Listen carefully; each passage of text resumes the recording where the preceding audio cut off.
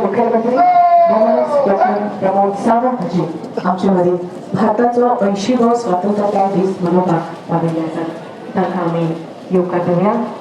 जोरदार ताळ्यांनी तांकां येवकार दिवया. तांच्या सयत आसात मुखेल सचिव डॉ. विक्रांत वेलू, तशेंच DGP श्री आलोक कुमार.